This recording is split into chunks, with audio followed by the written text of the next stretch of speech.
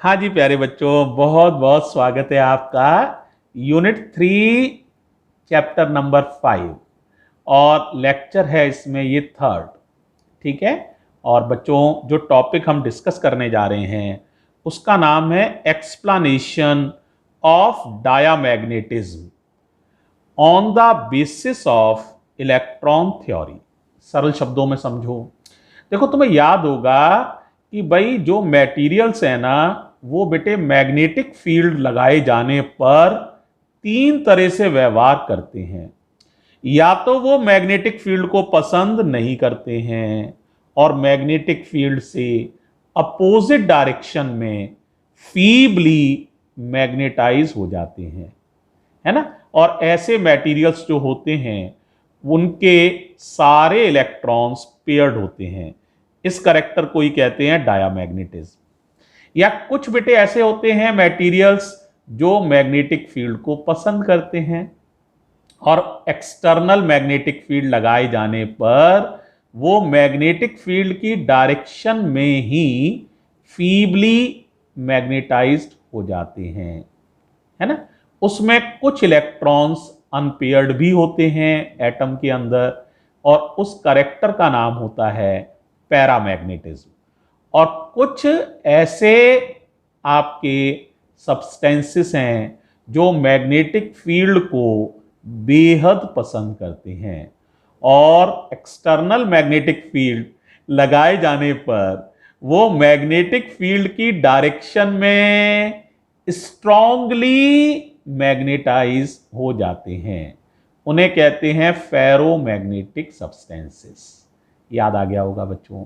अब मैं इनमें से ये जानने की कोशिश कर रहे हैं कि ये मटेरियल्स अलग अलग बिहेव क्यों करते हैं।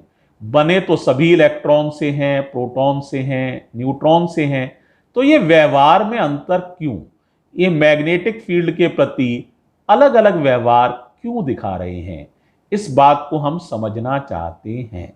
तो टॉपिक समझ में आया है बेटा। तो यही लिखा है, मैं इस चीज को ही एक्सप्लेन कर रहा हूं और इलेक्ट्रॉन के बेसिस पर ही कर रहा हूं। अब मेरी बात को यहां से आप शुरू मानिए, ध्यान से सुनिएगा। एक बार समझ में नहीं आया तो दो बार सुनिएगा, ठीक है। केयरफुली सुनिए। देखो बेटे, मैंने तुम्हें बताया था डायामैग्नेटिक मटेरियल्स के अंदर सारे इलेक्ट्रॉन्स पेयर्ड होते हैं। तो मान लो एक इलेक्ट्रॉन ऐसे चक्कर लगा रहा है, कैसे, एंटी क्लॉकवाइज। एंटी क्लॉकवाइज तो बेटा तुमने पढ़ा हुआ है कि दो इलेक्ट्रॉन अगर हैं तो उनके चारों क्वांटम नंबर सेम नहीं हो सकते हैं। तो एक की स्पिनिंग अगर एंटी क्लॉकवाइज है, यानी प्लस हाफ है उसका स्पिन क्वांटम नंबर, तो दूसरा इलेक्ट्रॉन कैसे चक्कर लगाएगा, इसका उल्टा। उल्टा माने वो एंटी क्लॉकवाइज लगा रहा था तो ये लगाएगा क्लॉकवाइज। ऐसे ये कैसे लगा रहा है, ये क्लॉकवाइज। अब तुम्हें पता ही है बेटे, ऐसे करंट चल रही है तो देखो डाइपोल मूवमेंट तुम्हें पता है। If we curl our fingers in the direction of current, देखो इलेक्ट्रॉन एंटी क्लॉकवाइज चल रहा है, देख रहे हो ना। तो करंट कैसे चलेगी, उल्टा।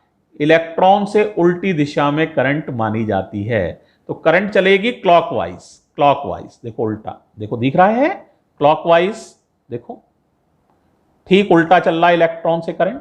तो देखो अंगूठा कहां है, दिख रहा है नीचे की तरफ। तो इसका मतलब इसका डाइपोल मूवमेंट होगा नीचे की तरफ, नीचे को ऐसे समझो। और इसका डाइपोल मूवमेंट अपने आप समझ सकते हो, करंट ऐसे चलेगी उल्टा इलेक्ट्रॉन से, तो डाइपोल मूवमेंट होगा ऊपर की तरफ। देखो दिख रहा है ऊपर की तरफ। तो अब आप बताइए, दोनों इलेक्ट्रॉन एक ही ऑर्बिट में हैं तो स्पीड बराबर होगी, है ना। और m का फॉर्मूला तुम्हें पता ही है, EVR/2 होता है, डेराइव किया था हमने। तो देखो E same, velocity same, radius same, तो डाइपोल मूवमेंट होंगे इक्वल एंड अपोजिट। इसीलिए सारे डाइपोल मूवमेंट, क्योंकि सारे इलेक्ट्रॉन्स ही पेयर्ड हैं, तो सारे डाइपोल मूवमेंट एक इलेक्ट्रॉन दूसरे इलेक्ट्रॉन के डाइपोल मूवमेंट को काट देगा। तो एटम का नेट डाइपोल मूवमेंट, एटम का नेट डाइपोल मूवमेंट कितना आएगा? बोलो बेटा, सोचो। 0। तो net dipole movement of an atom equals to 0। तो शुरू में एटम का कोई डाइपोल मूवमेंट नहीं होता है क्योंकि सारे इलेक्ट्रॉन्स पेयर्ड हैं। All electrons are paired. Clear है यहां तक? ओके। अब बेटे तुमने क्या किया? कोई मैग्नेटिक फील्ड लगाया। क्या लगाया भाई? Magnetic field. बोलो किधर लगाना चाहते हो? मान लो तुमने मैग्नेटिक फील्ड लगाया, किधर लगाना चाहते हो? अपवर्ड्स। तो मैग्नेटिक फील्ड लगाया हमने अपवर्ड्स। ये समझ रहे हो? अपवर्ड्स का निशान ऊपर की तरफ। ठीक है। अब बेटे मैग्नेटिक फील्ड लगाने से क्या होगा?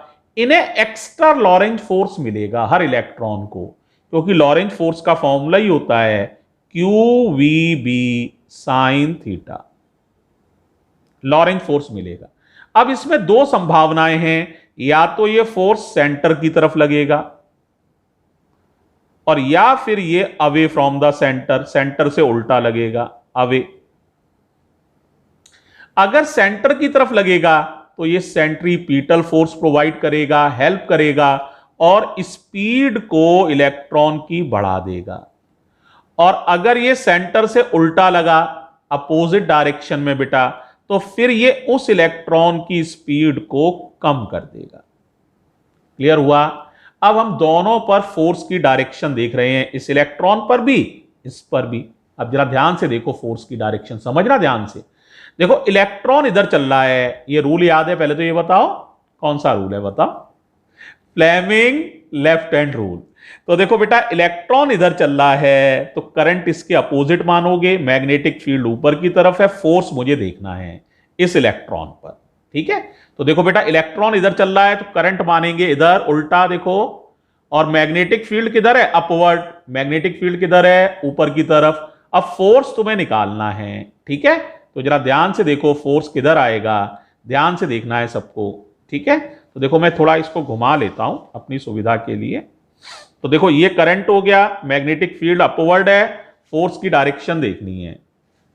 देखो जरा, देखो पहले बताओ दिख रहा है? देखो जरा, हाथ आया फ्रेम में? देखो देखो और क्लियरली देखो। तो कॉपी में थोड़ा बेटा बंद करता हूं। अब देखो जरा, देखो दिख रहा है?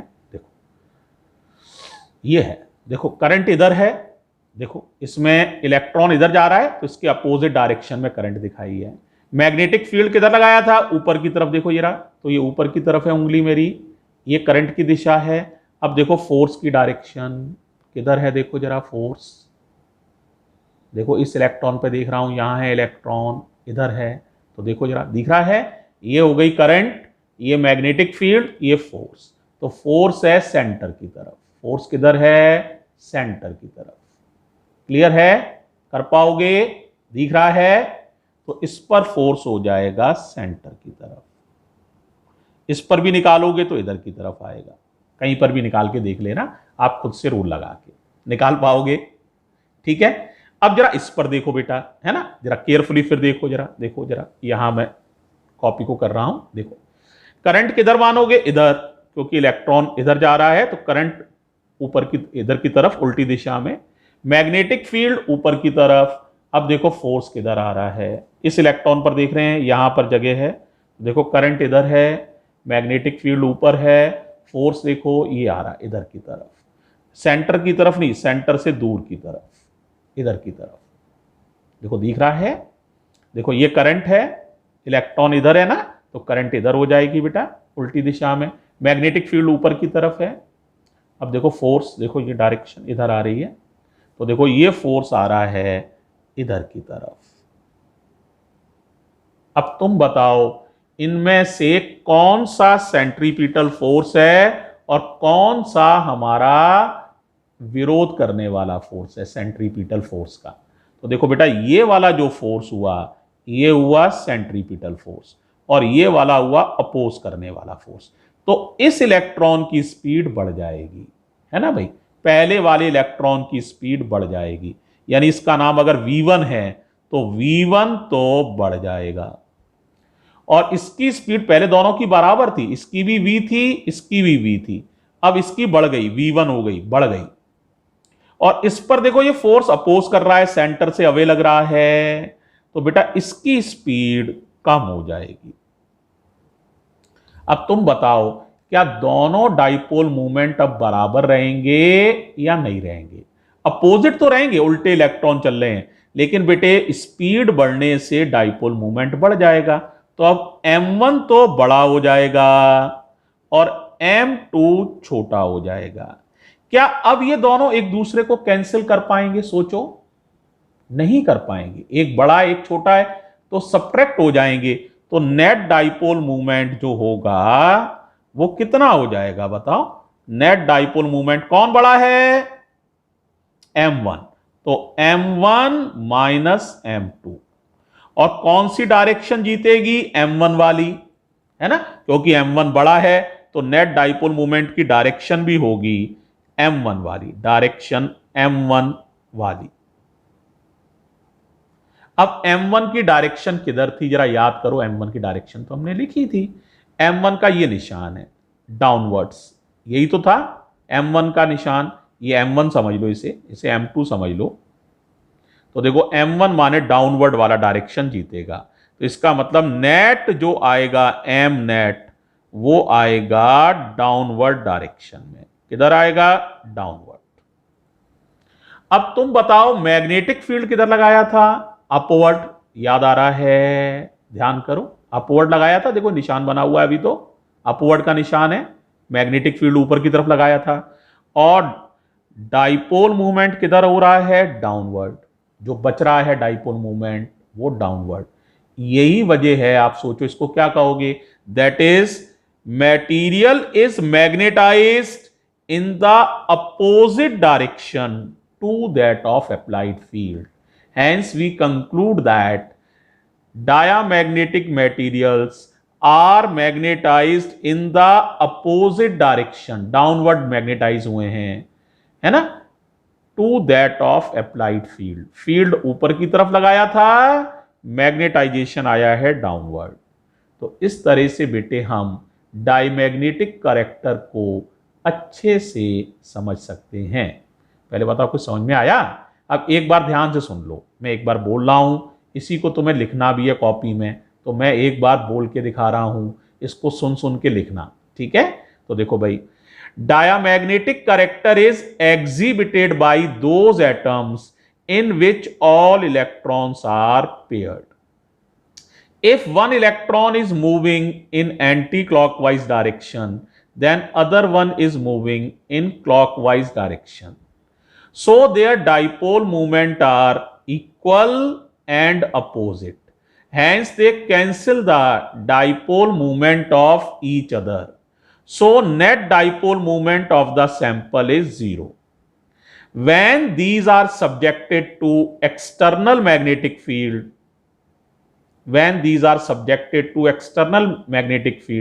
काम आना है let in upward direction, it enhances the speed of one of the electrons and retarded the speed of other electron. It enhances the speed of one of the electrons and retarded the speed of other electron. Now the two dipole moments are not equal. Hence net dipole moment comes out to be in the opposite direction of applied field. Hence we conclude that sample is feebly magnetized in the opposite direction to that of applied field. ठीक है? तो it is the explanation for diamagnetism on the basis of electron theory.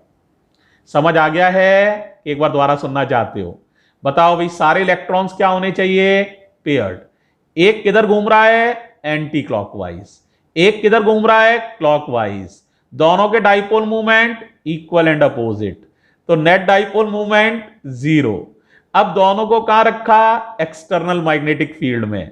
Magnetic field मान लो किधर लगाया है? ऊपर की तरफ। इसने एक इलेक्ट्रॉन की स्पीड बढ़ा दी, सेंट्रीपिटल फोर्स बढ़ने से इलेक्ट्रॉन की स्पीड बढ़ जाएगी और एक इलेक्ट्रॉन की स्पीड कम कर दी।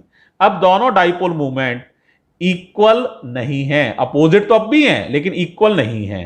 तो नेट डाइपोल मूवमेंट निकालोगे तो लगाए गए मैग्नेटिक फील्ड से उल्टी डायरेक्शन में डाइपोल मूवमेंट बचेगा। इसका मतलब सैंपल जो है लगाए गए मैग्नेटिक फील्ड से उल्टी डायरेक्शन में मामूली सा मैग्नेटाइज हो जाता है। इस तरह से हम डाईमैग्नेटिक कैरेक्टर को इलेक्ट्रॉन थ्योरी के आधार पर समझ सकते हैं। ओके, थैंक यू बच्चों, इसे लिख लेना भाई नोट्स में। अच्छा, थैंक यू।